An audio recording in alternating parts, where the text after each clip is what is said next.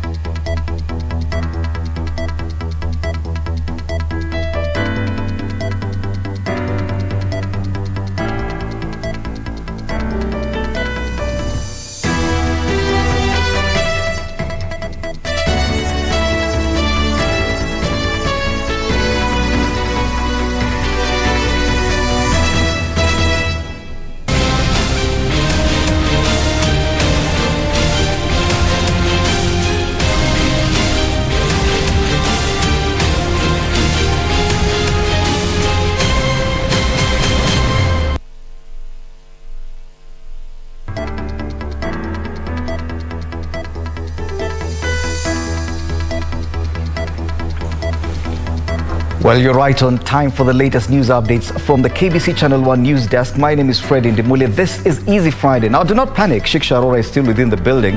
And later on this show, she'll be talking to your favorite girl band, the band Becca. So start tweeting. Easy Friday is a hashtag to use. My Twitter handle is at Indimuli. You can also tweet at Shiksha Arora _ and at KBC Channel 1. We'll also be having business news as well as sports news. So do stand by for a very interesting Easy Friday bulletin. But first, let's take a look at the day's highlights. I need to clarify on the issue of the political rallies. And in my announcement and directions and instruction I've given to all members of the National Police Service, I was very clear.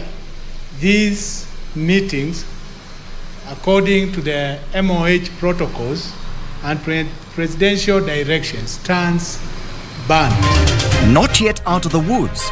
Kenyans warned health facilities stretched beyond limit as government raises a red flag over the deadly COVID-19 Delta variant.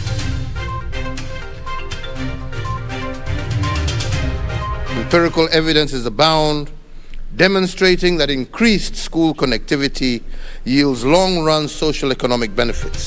Pleading a case for the millions world poor children. President Kenyatta rallies leaders to invest more in education in his London tour. Historia hii mkuru ni kusema kuna mzee alikuwa huko anaitwa Jenga na ndugu yake alikuwa anaitwa Ruben. And what's in a name?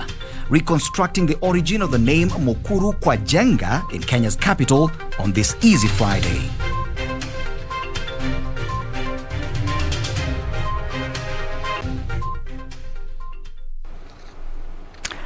Remember, the hashtag is Easy Friday. Our sign language interpreter this evening is Lucy Maura. Now let's kick off the bulletin. The government is sounding an alarm that the country's health system is at a breaking point due to the high number of people seeking treatment for COVID-19. Health Cabinet Secretary Mutahi Kagwe says the Delta variant risks spiraling out of control if Kenyans continue to disobey laid down COVID protocols. The government has in the meantime extended the nationwide curfew with a warning that it may resort to other stricter measures to deal with the disease. We are observing an increase in cases in other counties, including Kiambu, Kajiado, Lamu, Makueni, with the projections of increased spread of COVID-19 in the month of July and August, associated with the more transmissible Delta variant becoming the dominant strain in our country. Health Cabinet Secretary Mutahi Kagwe says Kenyans must assist the government in containing the fast spreading Delta variant of COVID-19. The committee also noted with concern the weak link in the fight against the epidemic is a non-compliance of individuals to containment measures and protocols and enforcement of the same. The committee therefore urges every Kenyan to take individual responsibility and be part of the solution. Kagwe says health facilities are stretched to the limit and the situation risks spiraling out of control if containment measures are not followed to the hint. The truth of the matter is that unless we can contain it at this level, unless we can stop the transmission right now, then it is possible that our health system is going to be overwhelmed. And when that happens, then you have got the scenes like you see in other countries. You saw it in India, where a person dies right in front of a hospital. Political gatherings have been suspended, the night curfew has been extended, and police directed to strictly enforce the protocols. So please, if somebody is calling for a political gathering, why do you have to go? Those meetings have already been prohibited. Ours is to ensure that no such gatherings which endangers the life of the other citizens. To bolster the war on COVID-19 in the counties, the Kenya Medical Supplies Authority has been directed to supply counties with personal protective equipment regardless of how much it is owed by the county governments. The Ministry of Health has also directed that KEMSA supplies PPEs to counties, even if, despite their pending bill status. The government will in the next few weeks install oxygen plants in 23 counties, a vital arsenal in the war on the deadly disease. As the country continues to battle with the overwhelming war against COVID-19, the Ministry of Health remains categorical that it will not tolerate any reckless behavior that will put Kenyans' lives at risk. Reporting for Easy Friday from Harambee House in Nairobi, I am Safin Acheng Ong. Staying with COVID news, Kenya has recorded 954 new coronavirus cases in the last 24 hours from 7,295 samples tested. The new cases indicating a 13% positivity rate. Now, Nairobi County recorded the highest number of cases at 416, with Mombasa, Kiambu, Kilifi and Nakuru recording 72, 52, and 43 respectively.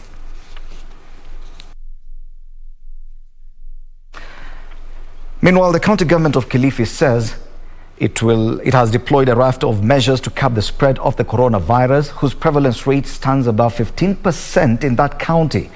Beginning Saturday, all burials will be required to take place within 48 hours, regardless of the cause of death. Open-air markets will also be closed for 30 days. 3 months alone, 80 people in Kilifi County have succumbed to COVID-19. Disobedience of containment measures have been identified as one of the impediments to the war on COVID-19. Kwa wakati huu tutalenga wale wako na uzito ya majukumu fulani katika sehemu fulani. Beginning Saturday, open air markets will be shut down for 30 days. Isisemekana kwamba kwa sababu ile siku moja tumefunga eti watu maisha na uchumi itadorora. Tunawasihi waendelee kuuza bidhaa zao zile sehemu ambao kawaida wanauza.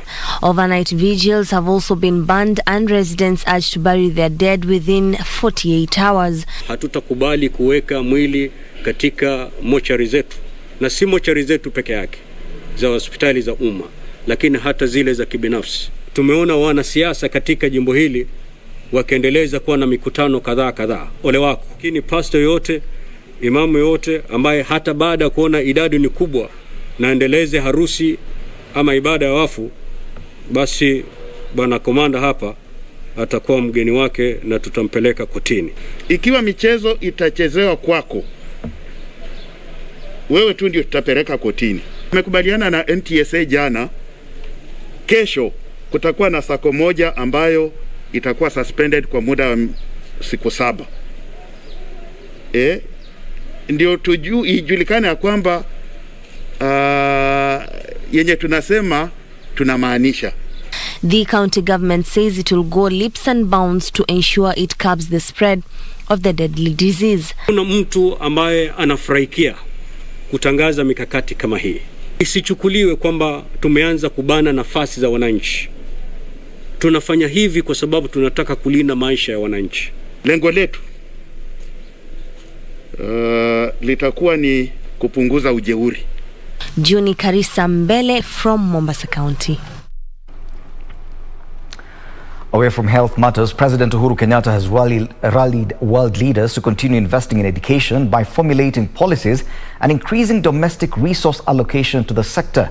The president also underscored the importance of embracing digital technology and harnessing its full potential in education.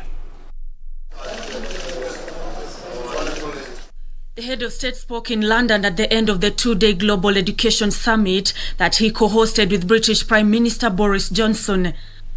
The head of state underscoring the need for world leaders to enact policies and increase domestic resource allocation to the education sector. I envision a future where such engagements are not going to be the exemption but the rule. A learning experience that embraces technology and harnesses it to its full power. We imagine a world where every child has access to digital technology as a tool to learn as much as they wish and to experience the world from the comfort of their classrooms or their homes. And that is why one of my main messages throughout this campaign has been the advancement of EdTech through scaling up investments and efforts towards digitized learning. The president said Kenya is proud to lead global efforts to deliver the resources needed to enable millions of children across the world access quality education. Empirical evidences abound, demonstrating that increased school connectivity yields long-run social economic benefits.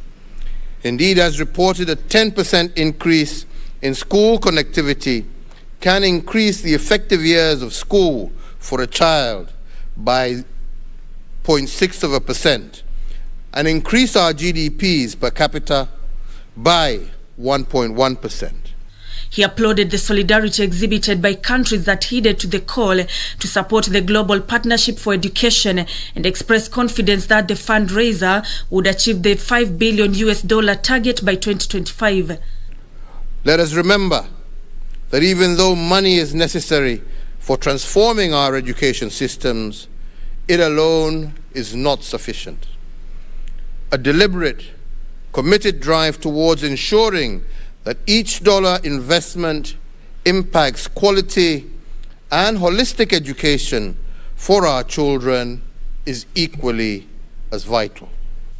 The resources raised through this project will provide a catalytic support needed to more than 175 million boys and girls in school and enroll 88 million others, among them 46 million girls.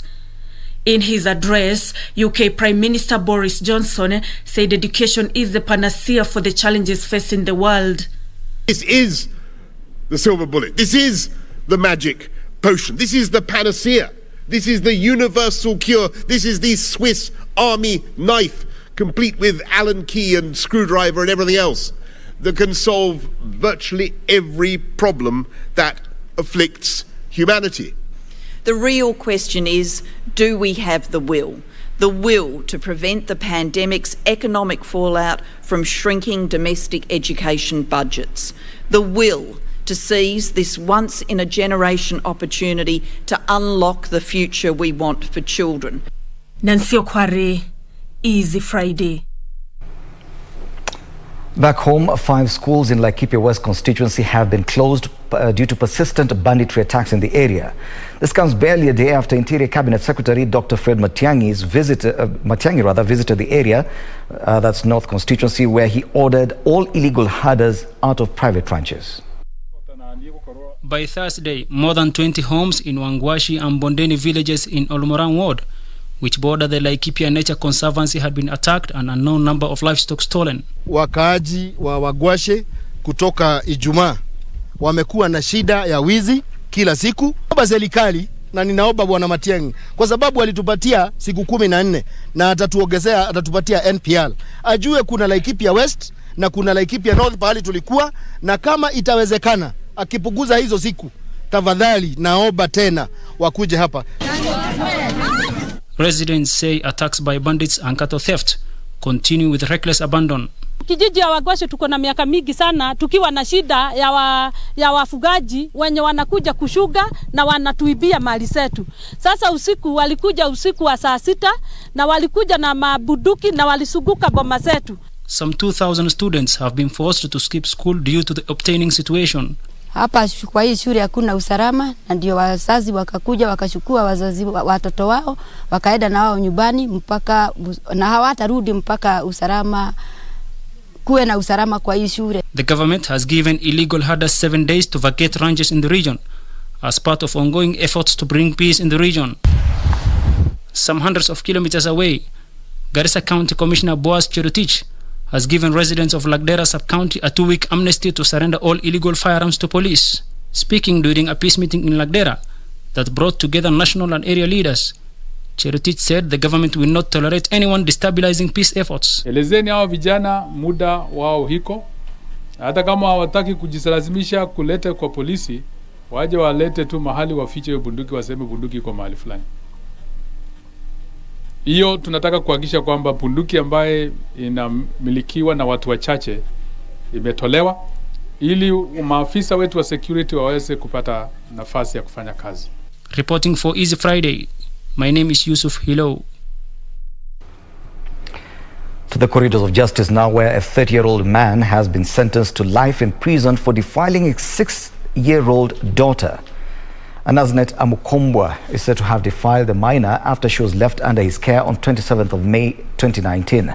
Milimani Court Principal Magistrate Zainab Abdul said the judgment should serve as an example to those with similar intentions. 30-year-old Anaznet Amukombwa will spend his entire life in prison for defiling his 6-year-old daughter. Milimani Court Principal Magistrate Zainab Abdul termed the act shameful in that Amukombwa's sentence should serve as an example for those seeking to turn from protector to predator. The actions by the accused must be punished so as to deter other will-be offenders. Meanwhile, 2 students of the Southeastern Kenya University have pleaded not guilty to rape charges. The accused, Brian Arora and Samuel Mulama, were arraigned before Kitui resident Magistrate Felicitas in the case of facing 2 counts of the Incident Act and sex offence allegedly committed at Kovonza Trading Center in Kitui Rural. The victim of rape was rescued by police officers following a tip-off from members of the public who had grown suspicious after sighting the suspects dragging her into her room. Finally, police have launched a manhunt for 3 rape suspects said to have defiled a Class 8 pupil in Wajir. The accused are said to have forced the girl into a taxi and raped her in the bushes where they abandoned her. Gang raping is something that is so pathetic. You know, that's un-Islamic, that's even inhumane. Na wakati hao vijana tutawashika, tutawapeleka kotini bila kuangalia ni nani. Yusufar reporting for Easy Friday. Now, you may have been to Mukuru kwa Jenga or heard about this vast informal settlement in Kenya's capital city, Nairobi. But do you know the origin of the name Mukuru kwa Jenga? Our reporter Jackie Wambiru set out to find out.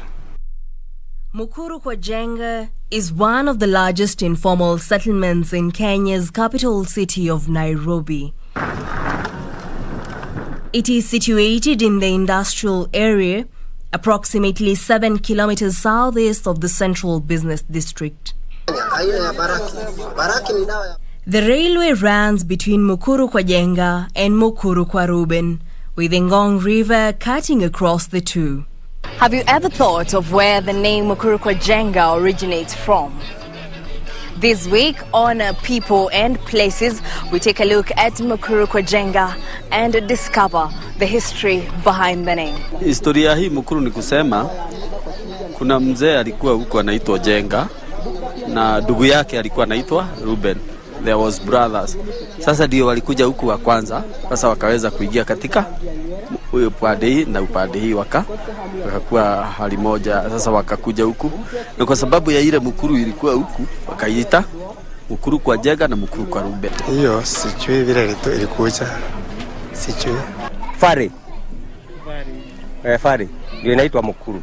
Mukuru means valley or quarry in the Kikuyu language. According to Mukuru kwa Jenga Nyumba Kumi member James Kariuki, the settlement can be traced back to Kenya's pre-independence. Ilikuwa sasa ni akina mzee Jenga, boma yake ndogo, alafu naye si tukaanza sasa kuja kujenga kila area sasa. Juu sana naye si tumekuja hapa hivi na tumeanza sasa, hakuna shule, hakuna chifu. Tokana na mzee mmoja alikuwa anaitwa Mzee Njenga, ambayo aliaga hivi majuzi na kazikwa Lang'ata. Yes, so hii settlement ilikuja ikanemiwa after yeye being part of the team ambao waliongoza kusettle watu kwa hii kijiji, hii mtaa, hiyo nyakati za naisikia 1986 when they first settled here. Na mzee nasemekana alikuwa anafanyia kampuni ya mzungu, so wakaja wakaanza kufanya kazi Kware. Kuna Kware iko hapa chini, so alikuwa anafanya hapo kazi hapa Kware. So that is how this land ilikuwa too open, walikuja wakasettle hapa, na being one of among the first settlers ikakuja kuwa named after yeye. Jenga settled here with no formal education. He was directed to the quarries where menial jobs were readily available. Kariuki added that the area was quickly settled in by migrant families and industrial workers drawn to jobs in the factories in the nearby industrial area. Well, that is Mukuru kwa Jenga for you. Reporting for Easy Friday, I'm Jackie Wambiru. Time now for our first break. Remember, something to look forward to. Shiksha Arora will be sitting down with the band Becca, your favorite girl band. So do stand by for that. Remember, the hashtag to use is Easy Friday. Let's take that break. We'll have more news after this.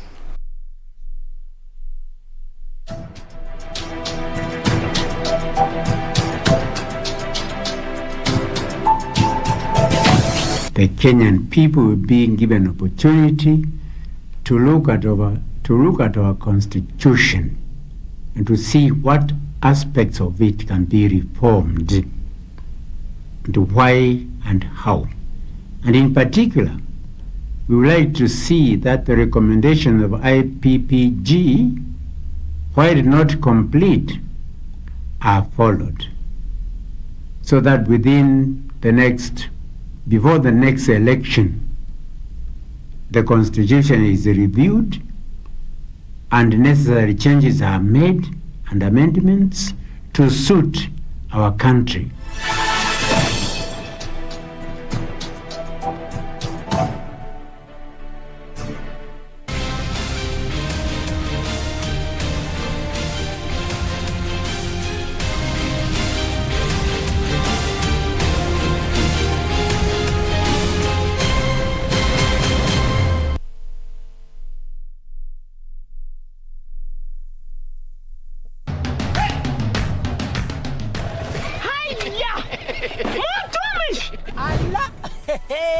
Nissan Serena ndio hii, na unaweza kuwa wewe ndio tunapikia simu. Kodi ya Nissan Serena ni NS, alafu kisha kwenye amount ni 50 bob. Hii Nissan Serena tunakupatia na shilingi 50. Kujiunga na QuickBid ni rahisi. Enda kwenye M-Pesa, bonyeza paybill, kisha weka business number 4032353. Kwenye account weka kodi ya bidhaa unayotaka na bidi yako ya chini zaidi. Kwa mfano TV 16, kisha weka shilingi 20 tu kama idadi yako. Weka bidi yako pia kwenye www.quickbid.co.ke. Kumbuka, bidi ya chini zaidi ya kipekee ndio hununua. QuickBid, bidhaa bora kwa bei ya chini.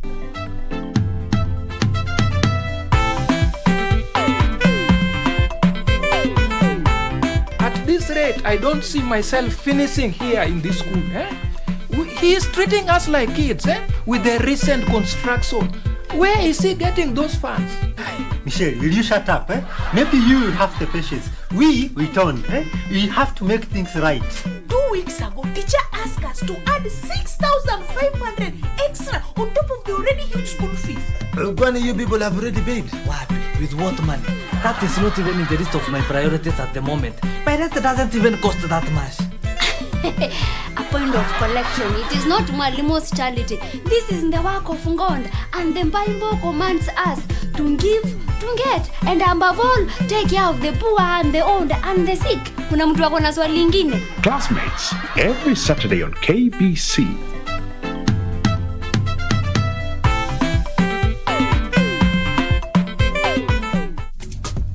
This is where it all began. As the mother of broadcasting in Kenya, you can trust KBC to bring you authentic news and programs to your living room. As KBC, we take pride in our unrivaled heritage as Kenya's trusted national broadcaster. Commanding over 92% digital television signal coverage of our country, 23 radio services that cut across our entire language spectrum,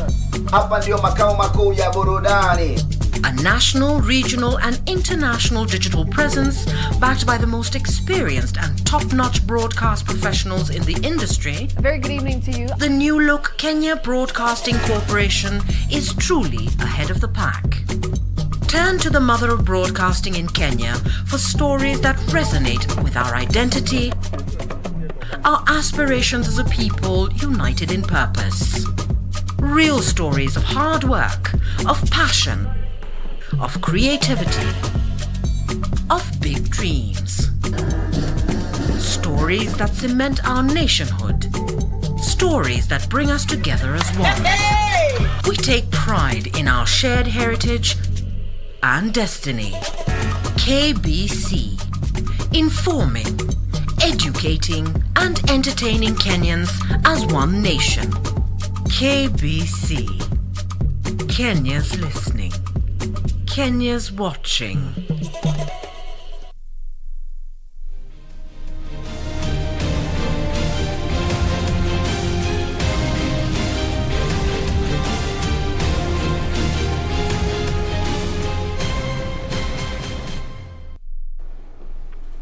Welcome back. You're watching Easy Friday. Now, man and nature have coexisted for centuries, with each serving the other in various ways. When man conserves nature, it in turn provides him with shelter, food and even medicine, among other benefits. This is a story of the Manilkara discolored tree, popularly known as Mugambera, in Karura Forest, that was used by the Mau Mau fighters as a communication post and shrine.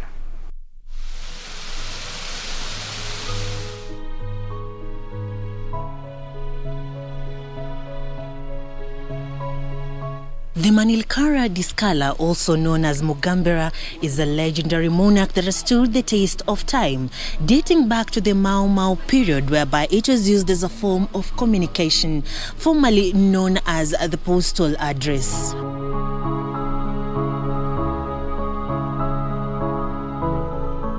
On a rock beside the ancient caves that are formed over the years from periodic floods in the volcanic trachyte rocks, it stands tall, dwarfing the younger trees that have come before it.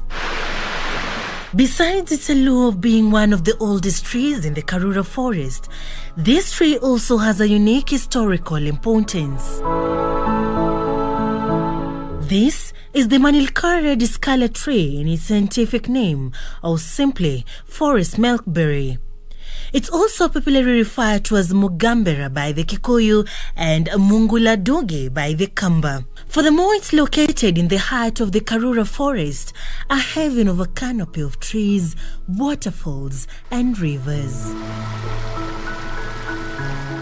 Within the massive tree facing the ancient caves is a dark hole that served as the post office for the Mau Mau freedom fighters in the 1950s. This tree was being used as a communication post office, where they could bring letters from another area. They bring the letters here for the people who are here to come and read them. So when they bring the letters, the people of this area could come, pick and leave the just there. So it was a good way for communication. Besides being the main communication post, Mugambera was also a shrine for the community. This tree could not be cut down because it is kind of a sacred tree. Just being next to a cave, the community around here, especially the Kikuyu community, would see it as a place where they could come and pray. The tree also produces edible fruits, and those of a species are loved for timber. This tree is about 100 years old and is one of our trademark in Karura, and is also associated with the cave. As such, hunters and gatherers, pastoralists and farmers frequented the area. If the Manilkara Discala or Mugambera tree could talk, it will tell tales of the fight for independence by the Mau Mau fighters, the prayers offered here by the community that lives nearby, and the solace sought by every type of person that passes here every day as it continues to stand firm with a gentle river flowing unperturbed. For Easy Friday, I'm Serafina Robbie. To some politics now, a section of members of parliament from Kakamega County insist that ANC party leader Musalia Mudavadi should be the presidential flag bearer for the One Kenya Alliance. Speaking in separate forums in Kakamega County, the lawmakers rallied behind Mudavadi's presidential bid, vowing to ensure he clinches the top seat.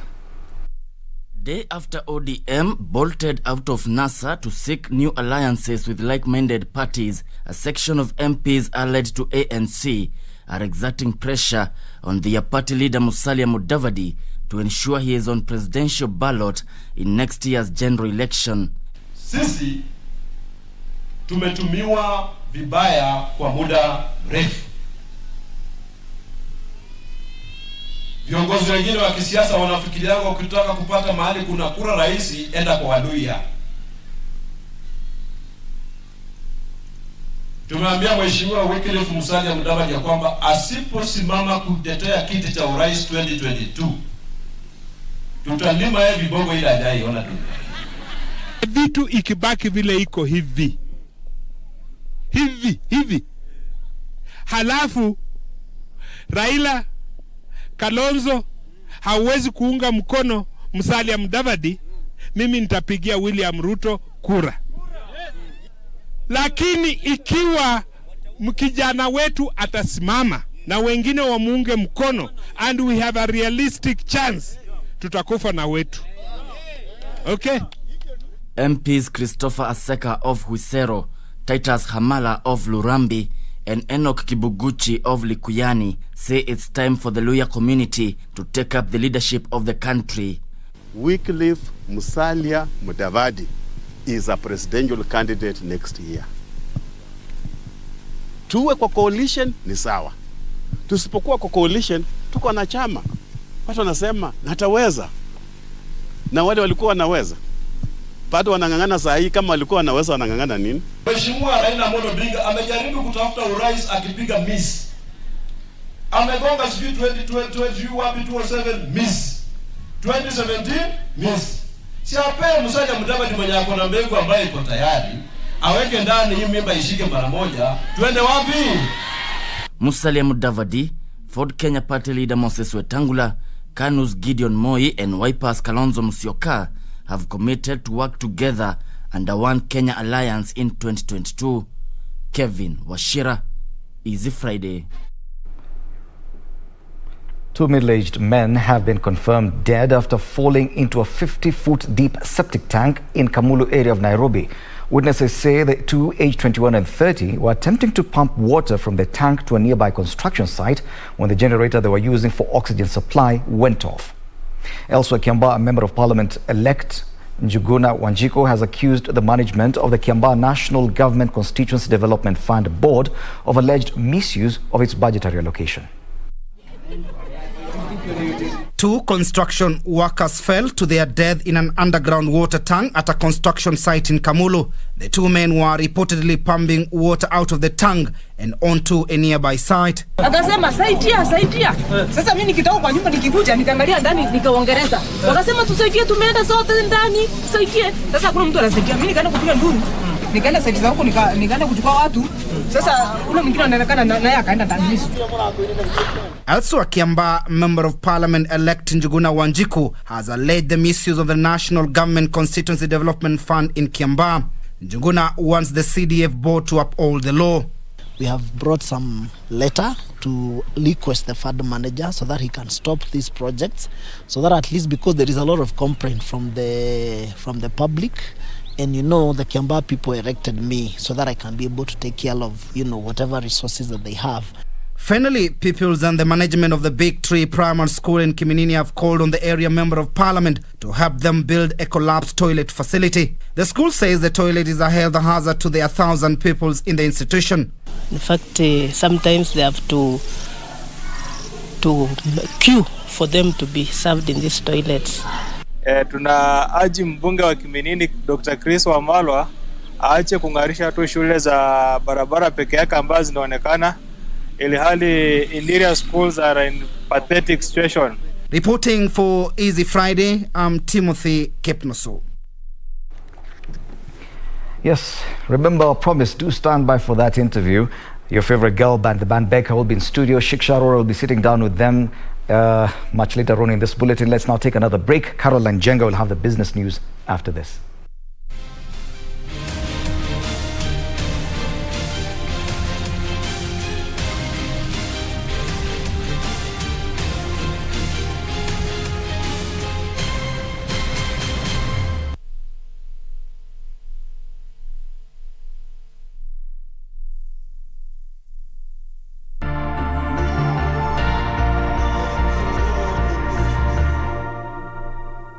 Kwa majina yangu naitwa Eriki, ama unaweza niita Mugaka. Mimi ni socha. Kazi yangu ni kuchunga mali ya wenyewe. Hakuna kitu uko uchungu sana kama mtu kupoteza, especially pesa ameweka kwa nyumba ama ofisini. Na hizo kesi ukuwa ngumu sana kufuatiliwa. Na waomba wenzangu, kama vile mimi ufanya, weka pesa yako kwa panga account juu KDIC imekuhakikishia iko safe. Weka kitu kwa panga. Be sure, check out for a KDIC sticker in your banking hall. KDIC, protecting your deposits.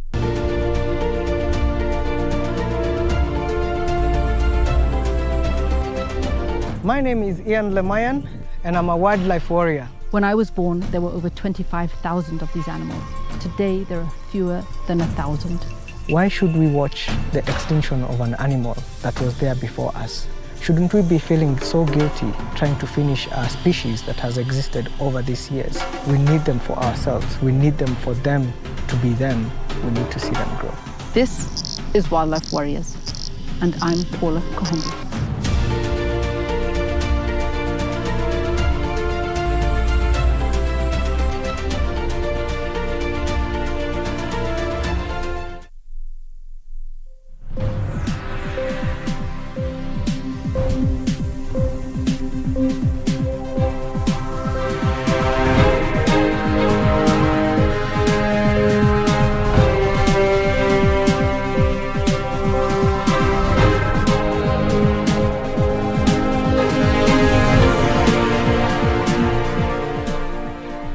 Welcome back. We take a look at the day's business. My name is Carol Jenger. Now, the government has released cash for purchasing certified pyrethrum seedlings in 18 high-potential counties in efforts to revitalize farming. Agriculture Cabinet Secretary Peter Munya says the government is keen on scaling up pyrethrum production to meet demand in the domestic and global markets. Let's take a look at that story. Underfunding coupled with delayed payments for supplied pyrethrum has trimmed the growth of the once vibrant pyrethrum subsector. Last year, the government injected 1 billion shillings and appointed a new board at the Pyrethrum Board of Kenya to jumpstart the crop's revival efforts. And Friday, Agriculture CS, who was in Molo, Nakuru County, for a consultative forum on pyrethrum, announced the government would release 40 million shillings for purchasing of certified pyrethrum seedlings in a bid to ramp up production in 18 high-potential counties in efforts to increase the acreage under the crop from the current 2,000 to 10,000 acres in the medium term. Tunaanza hapo kwa mbegu. Tuhakikishe kuna quality mbegu ambayo wakulima wanaweza kupanda. Na kama vile gavana alisema, kwanza ni kujua kama watu wako na haja wanataka. Sasa tumeona watu wanataka. Confidence imerudi. Kama confidence imerudi, sasa ni sisi kuenda kule mbele nyuma tuanze kujipanga kuhakikisha umepata miche ya kutosha ya kupanda. The funds will be disbursed through counties immediately to facilitate the purchase of the seeds to enable farmers to plant the crop before the onset of the short rain season. Seedlings inunuliwe na isambazwe kwa wakulima wapande kwa mvua huu. MCA wenu wameniambia ni kama mvua hii itaendelea. Ile imekuwa predicted itaendelea mpaka Disemba. Kwa hivyo this is the right time to plant, even as we do the other work of propagating proper seedlings in the laboratory. Mumea itatusaidia twende mbali sana, na mimi nafurahi kwamba wakulima wamekuja hapa as a demonstration of confidence that we can revive pyrethrum. The Nakuru governor said a vibrant pyrethrum value chain will help shore up rural economies by providing on and off-farm jobs. East African Breweries Limited saw its full-year net profit reduced 1% to 6.96 billion shillings on the back of depressed sales and tax charges. The brewer says COVID-19 related restrictions as well as the general reduction in disposable incomes across the countries it operates negatively impacted its business, with the company withholding dividend payout. The confirmation of COVID-19 cases in Kenya and Uganda saw the countries impose measures aimed at containing the spread of the coronavirus. This included closure or reduced capacity in bars, restaurants, as well as wines and spirits outlets.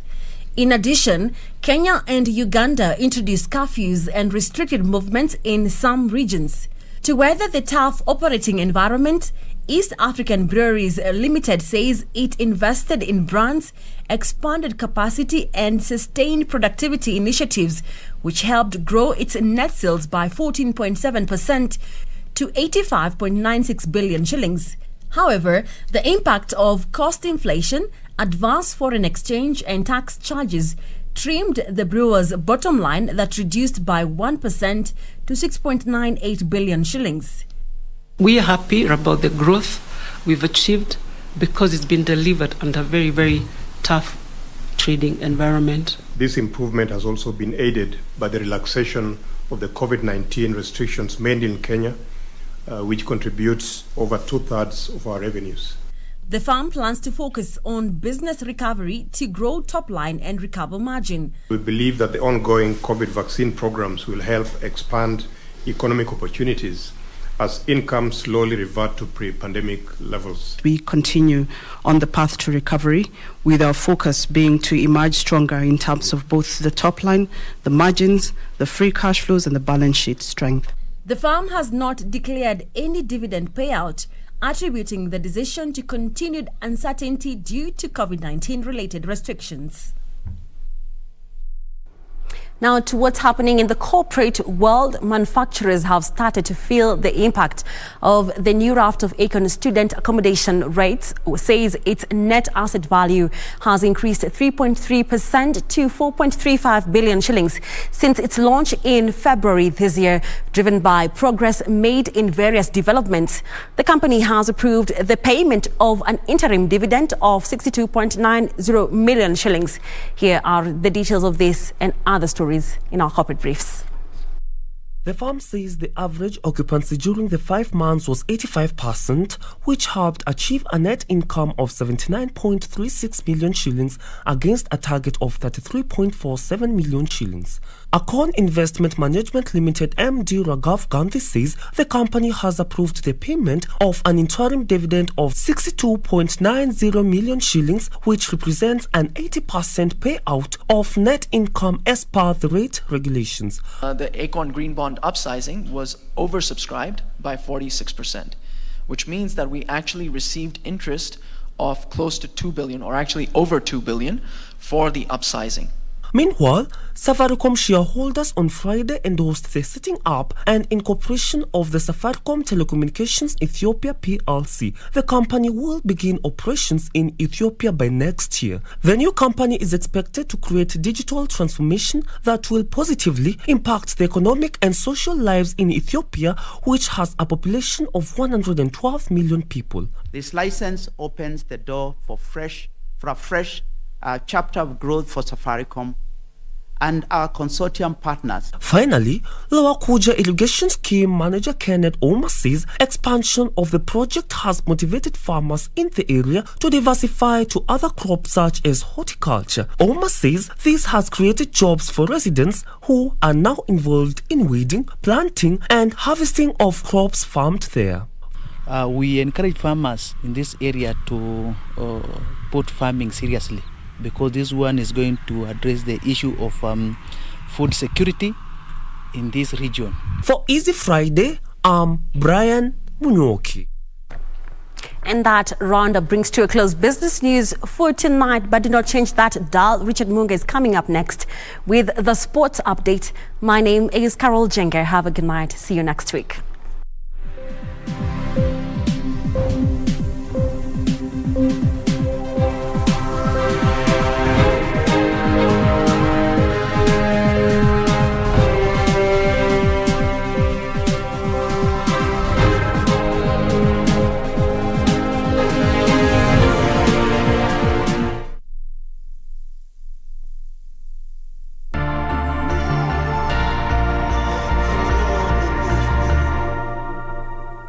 Kwa majina yangu naitwa Eliki, ama unaweza niita Mugaka.